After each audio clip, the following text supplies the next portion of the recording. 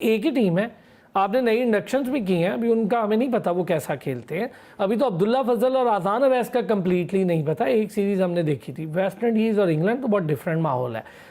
इमाम भी वहाँ पर मौजूद हैं, शान मसूद भी मौजूद हैं, रिजवान भी मौजूद हैं, आमिर जमाल को निकाल देते हैं वापस ले आते हैं, वो भी मौजूद है।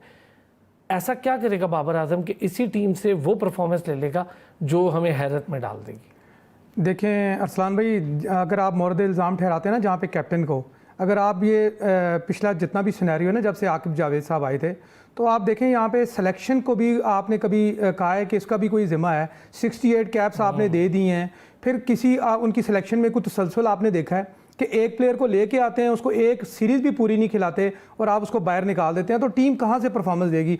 आपने हुरैरा ने कितना परफॉर्म किया था, बहुत अच्छा आपके सामने डोमेस्टिक में उसने परफॉर्म किया, हमने उसको हीरो बना के पेश किया कि जी हुरैरा जो है वो टेस्ट क्रिकेट का जो है जॉइंट साबित होगा। और हमने क्या किया कि एक सीरीज़ उसको खिलाई और आज हमें हुरैरा नहीं नज़र आ रहा कि वो कहाँ पे है।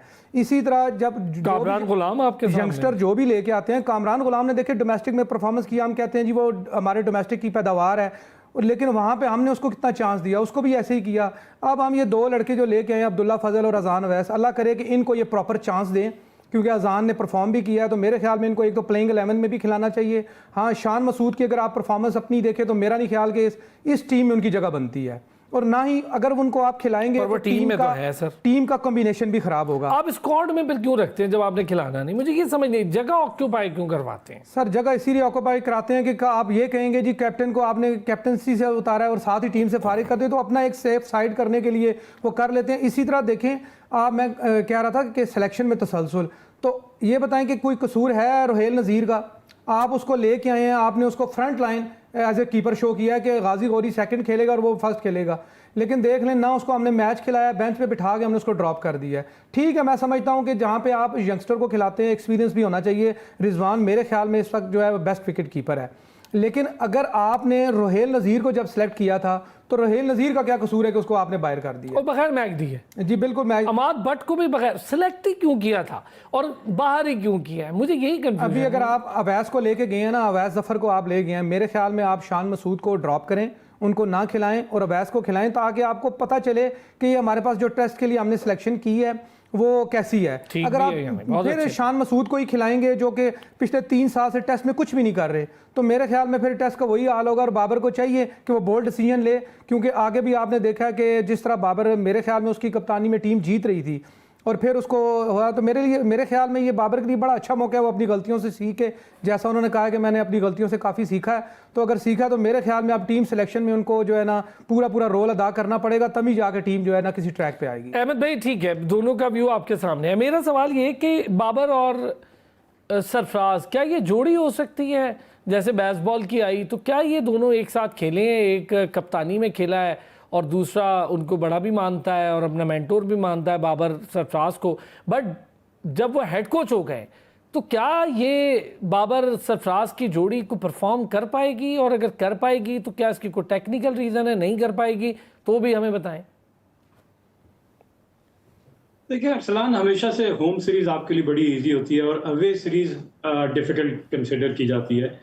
ऑल्दो कि वेस्ट इंडीज पहली सीरीज खेलेंगे, उसके बाद इंग्लैंड जाएंगे, लेकिन वेस्ट इंडीज भी पाकिस्तान आकर पाकिस्तान की पिचेस पे उनका स्पिनर जुमेल वॉरिन हमें टेस्ट मैच हरवा के चला, मतलब अपनी टीम को जितवा के।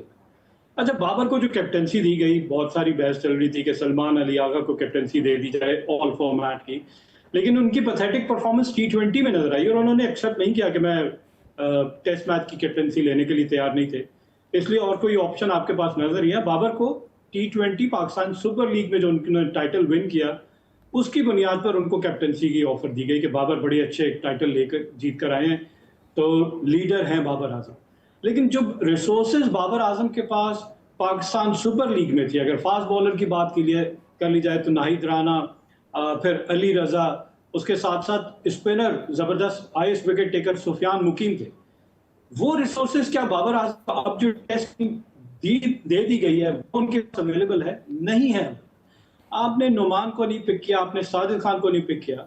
वेस्ट इंडीज में ऐसी साजिद है, नुमान नहीं है। साजिद है, नुमान नहीं है, जहां रिवर्स स्विंग बिल्कुल मैटर करेगी। अब मुझे खुशी हुई कि आपने जो क्राइटेरिया सेट किया था कि जो डोमेस्टिक खेलेगा उसको हम कंसिडर करेंगे और उसकी फॉर्म होनी चाहिए, और यही देखते हुए फॉर्म और फिटनेस शाहीन और नसीम शाह को नहीं कंसिडर किया गया।